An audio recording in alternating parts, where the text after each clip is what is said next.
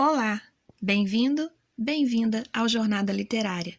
Se você gostar desse conteúdo, peço por favor que clique no joinha, se inscreva e, se quiser incentivar este trabalho, pode contribuir através do Apoia-se Leitura Narrada.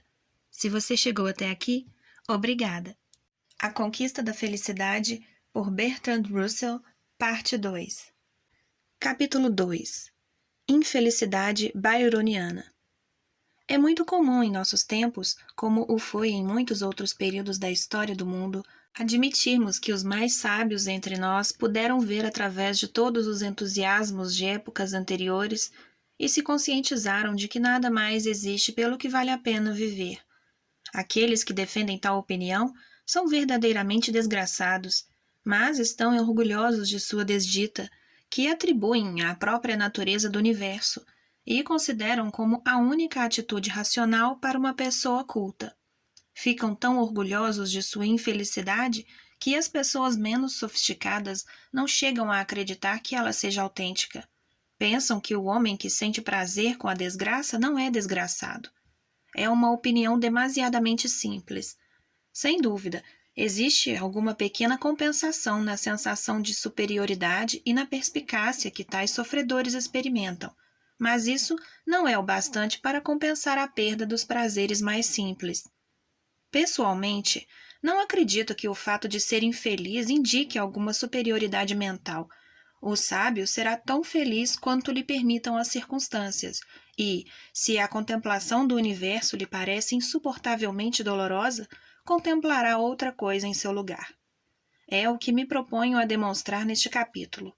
Pretendo convencer o leitor de que, por mais que falemos, a razão não constitui obstáculo algum para a felicidade. Além disso, estou realmente convencido de que aqueles que, com toda a sinceridade, atribuem seus sofrimentos à sua própria visão do universo estão colocando a carroça na frente dos bois. A verdade é que são infelizes por alguma razão que desconhecem. E esta infelicidade os leva a comprazer-se com as características menos agradáveis do mundo em que vivem.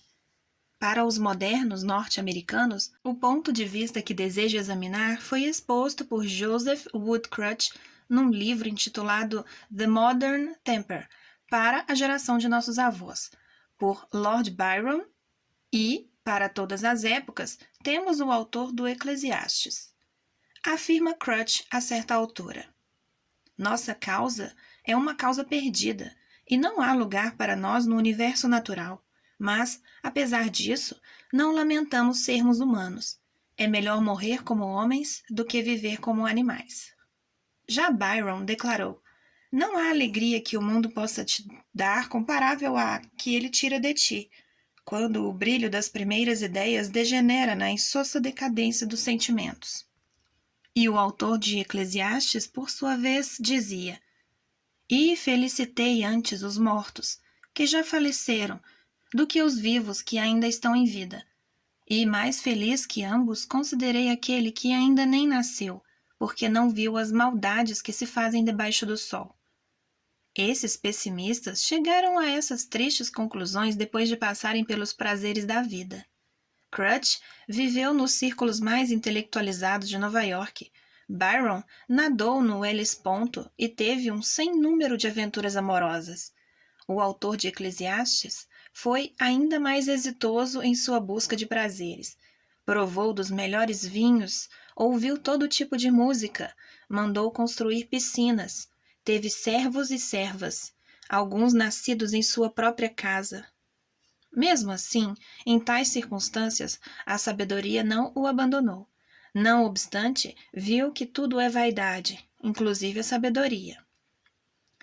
Esforcei-me de coração em compreender a sabedoria e o conhecimento, também a tolice e a insensatez, e percebi que nessas coisas também está a aflição do espírito, porque há muita sabedoria e há muita dor.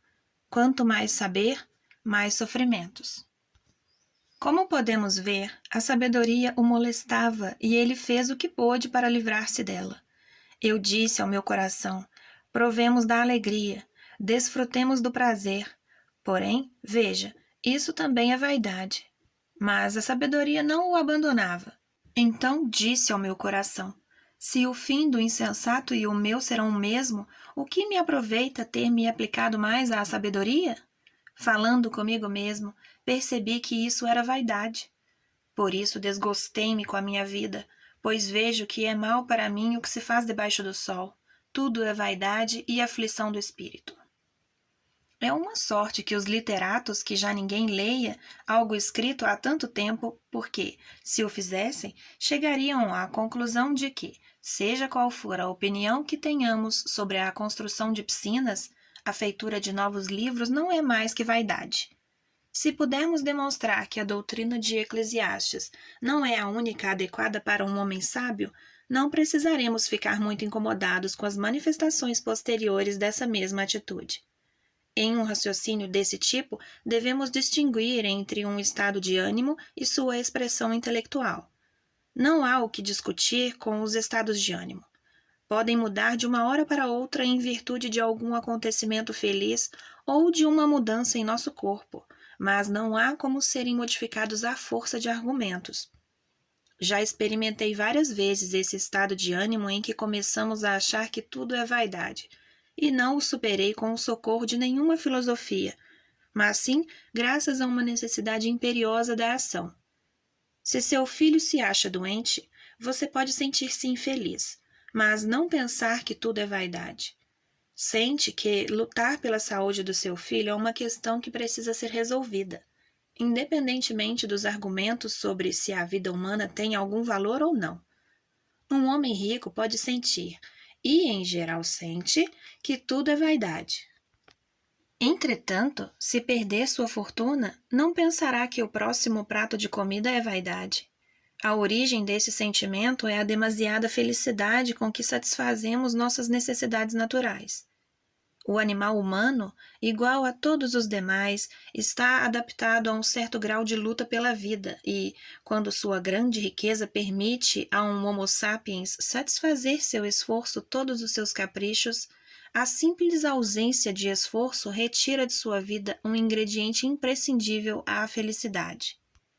O homem que consegue com facilidade coisas pelas quais alimenta apenas um desejo moderado chega à conclusão de que a satisfação dos desejos não traz felicidade.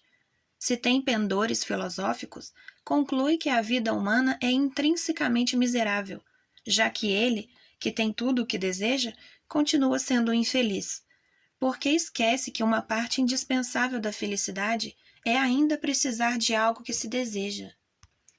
Tudo isso no tocante ao estado de ânimo. Mas também existem argumentos intelectuais no Eclesiastes. Todos os rios correm para o mar, e o mar, contudo, não transborda. Não há nada de novo debaixo do sol. Não há memórias dos tempos antigos.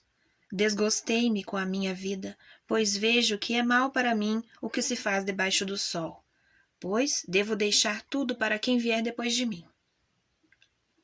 Se tentássemos expressar tais argumentos com o estilo de um filósofo moderno, faríamos algo parecido com isto. O homem se esforça perpetuamente e a matéria se acha em movimento perpétuo.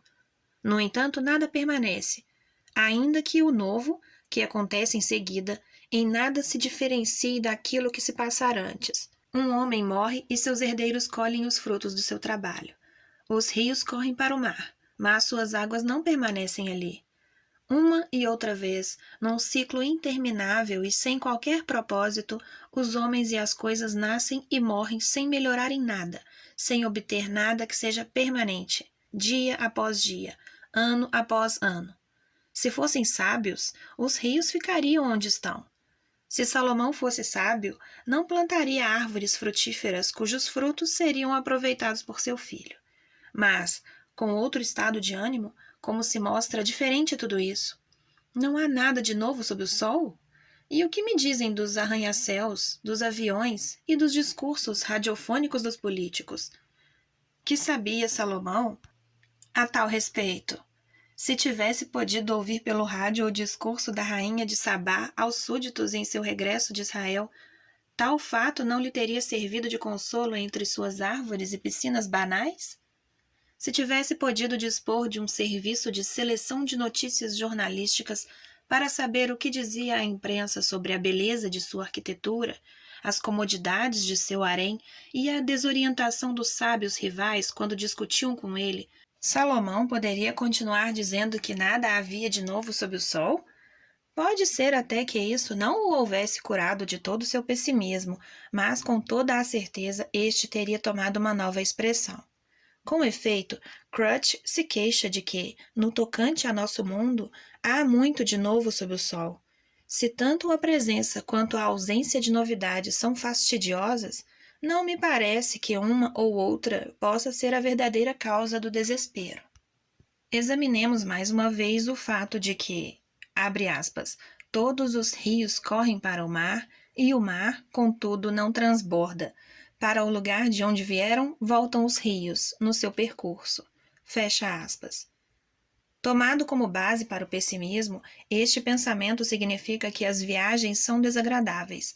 Sairmos de férias no verão e em seguida voltarmos para o lugar de onde viemos não significa que seja uma tolice sair de férias no verão. Se as águas fossem dotadas de sentimento, provavelmente desfrutariam das aventuras de seu ciclo, à maneira da nuvem de Percy Bysshe Shelley. Quanto ao acabrunhamento, que é, abre aspas, deixar tudo, fecha aspas, para os herdeiros, isto pode ser examinado a partir de 2 pontos de vista. E, do ponto de vista do herdeiro, nada tem de desastroso.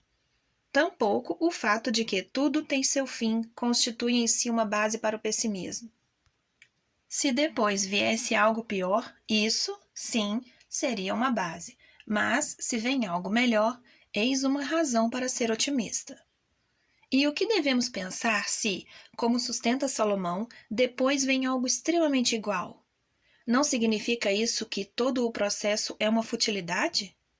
Definitivamente não, a menos que as diversas etapas do ciclo sejam dolorosas por si próprias. O hábito de olhar para o futuro e pensar que todo o sentido do presente se acha no que virá depois é pernicioso. O todo não pode ter valor se não o têm suas partes.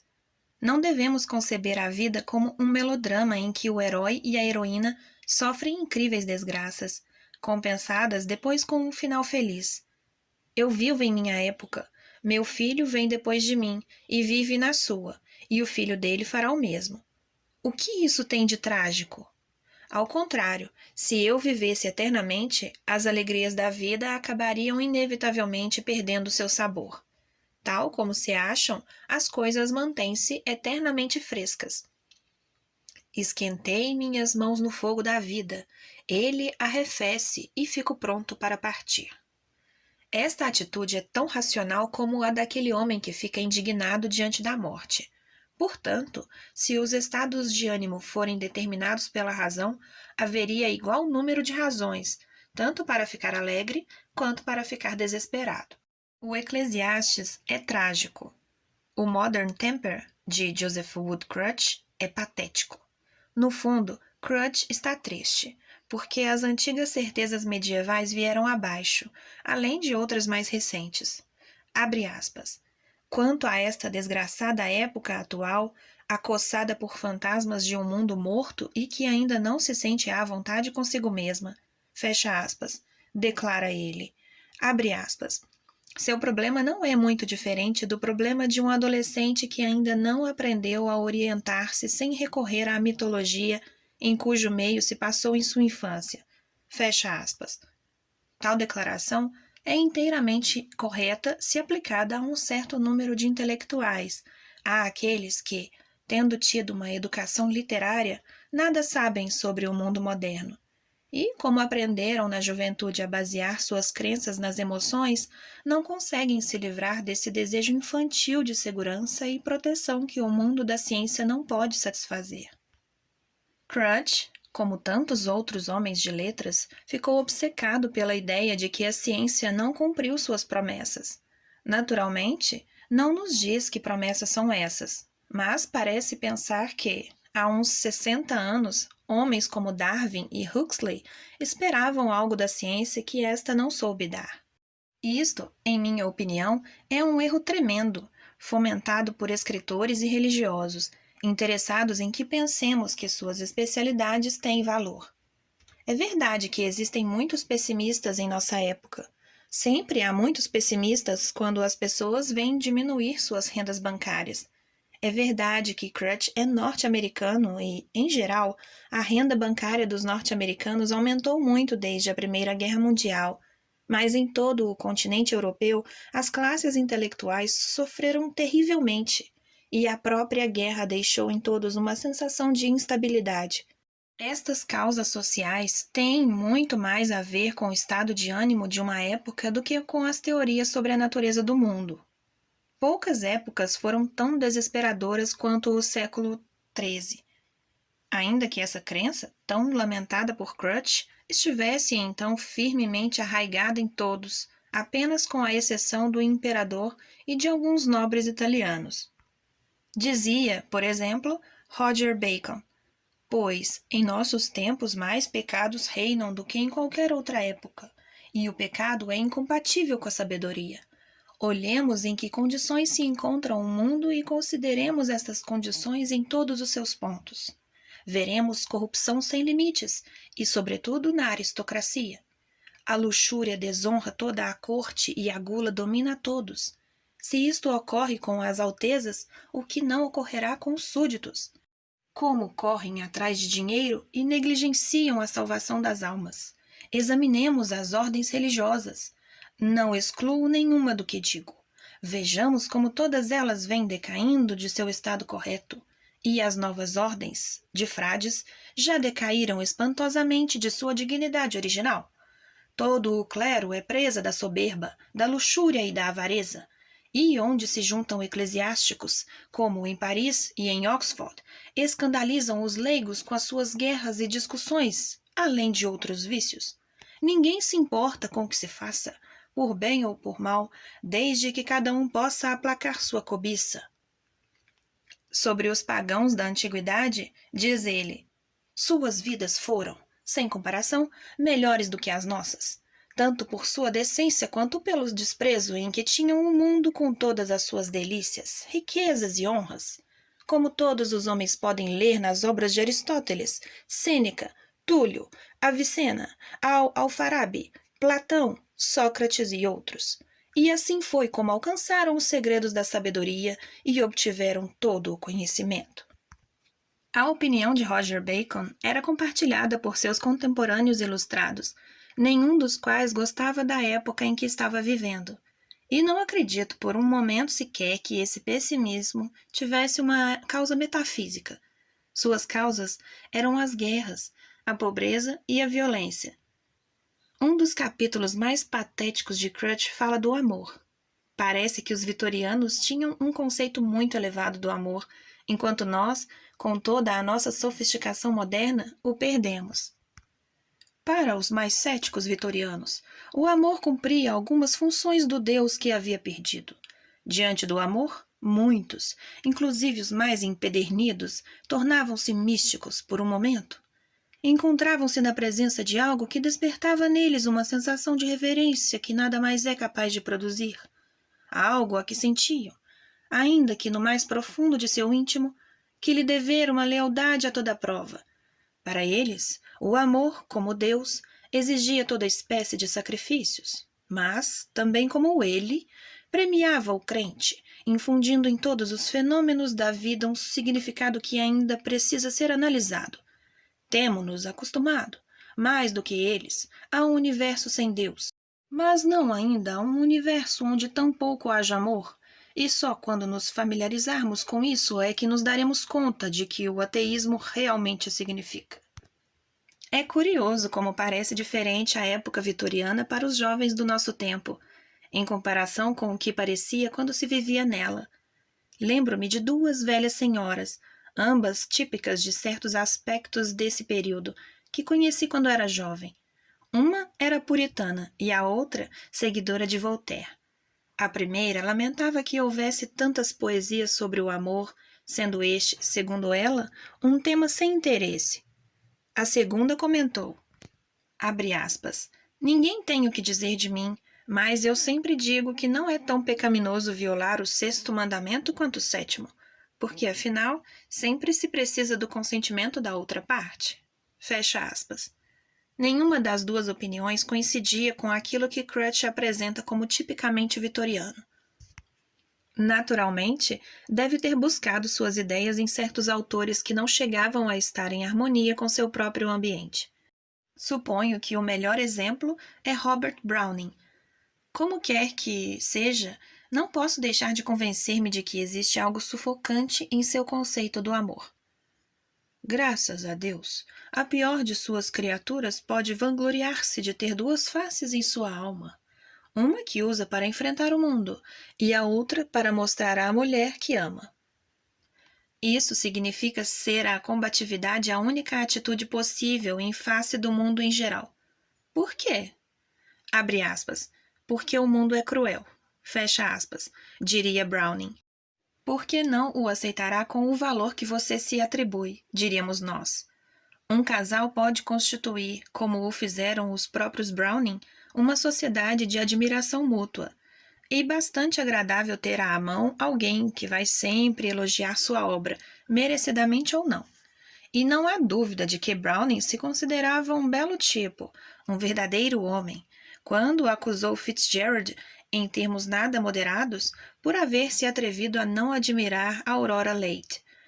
Mas não me parece que esta completa suspensão da faculdade crítica por ambas as partes seja verdadeiramente admirável. Acha-se muito relacionada com o medo e com o desejo de encontrar um refúgio contra os frios golpes da crítica imparcial. Muitos solteirões aprendem a obter a mesma satisfação em seu próprio lar. Eu vivi muito tempo na época vitoriana para ser moderno segundo os critérios de Crutch. Não deixei de acreditar no amor, mas o tipo de amor em que acredito não se parece com aquele que causava a admiração dos vitorianos. É aventureiro e sempre alerta, e, embora esteja consciente do que é bom, isso não quer dizer que ignore o mal nem pretenda ser sagrado ou santo.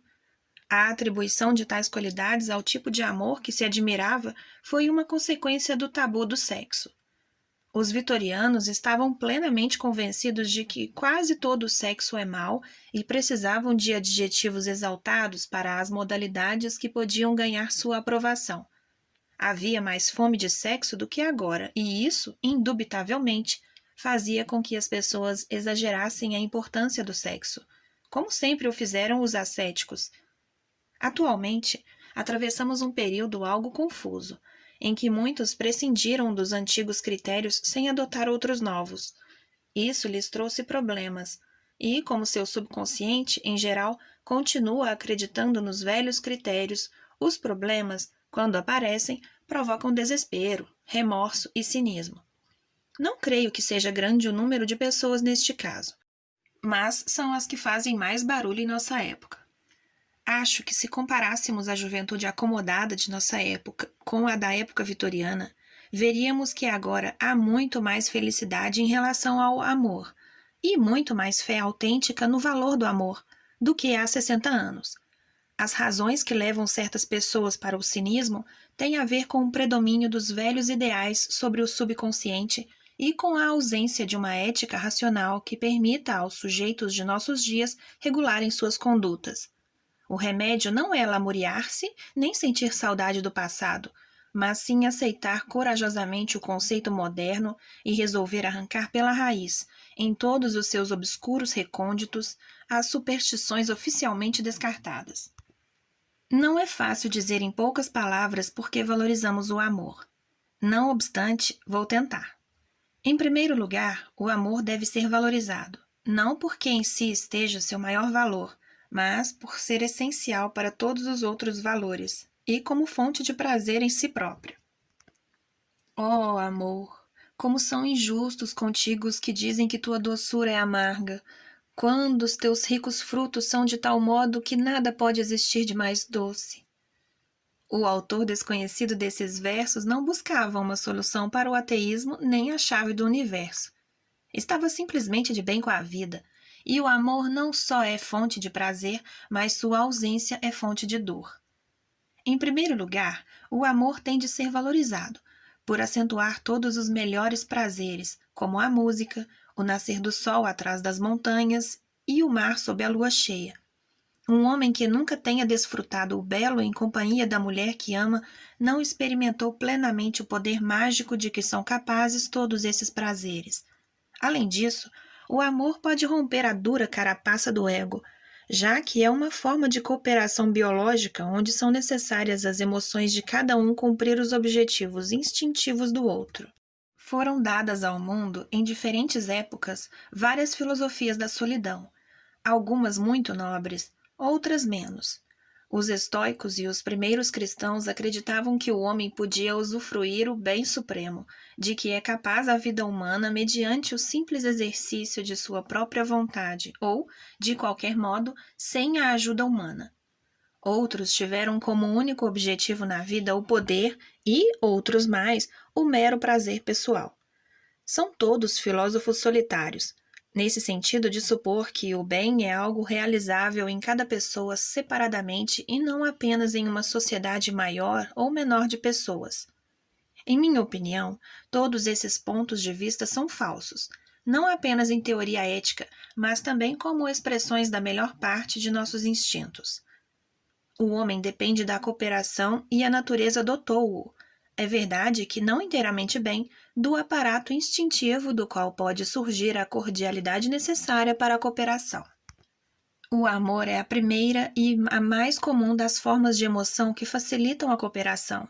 E aqueles que experimentaram o amor com uma certa intensidade não ficarão conformados com uma filosofia que suponha que o maior bem consiste em ser independente da pessoa amada. Neste aspecto, o amor dos pais é ainda mais poderoso, mas, nos melhores casos, o amor parental é consequência do amor entre os pais. Não quero dizer que o amor, em sua forma mais elevada, seja algo comum.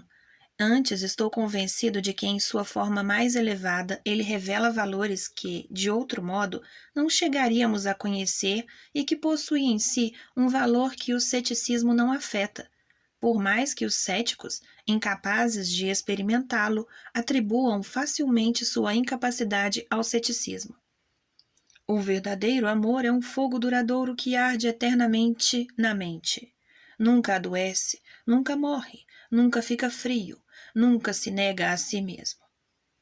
Vejamos agora o que Crutch tem a dizer sobre a tragédia. Ele sustenta, e nisso só posso concordar com ele, que Spectros, de Ibsen, é inferior a Rei Lear, de Shakespeare. Nem um maior poder de expressão, nem um maior dom para as palavras teria podido transformar Ibsen em Shakespeare.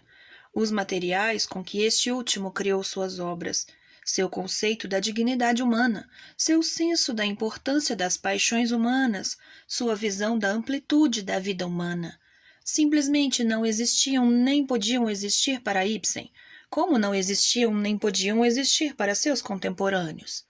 De alguma forma, Deus, o homem e a natureza perderam estatura nos séculos transcorridos entre um e outro, não porque o credo realista da arte moderna nos obrigue a olhar para as pessoas comuns, mas sim porque esta mediocridade da vida humana impôs-se a nós, de alguma maneira, mediante a aplicação do mesmo processo que conduziu ao desenvolvimento das teorias realistas da arte que puderam justificar nossa visão. É verdade que o antiquado tipo de tragédia que tratava de príncipes com problemas não parece adequado para nossa época, e, quando tentamos tratar da mesma forma os problemas de uma pessoa qualquer, o efeito não é o mesmo. Só que a razão para que isso ocorra não é uma deterioração em nossa perspectiva da vida, e sim justamente o contrário.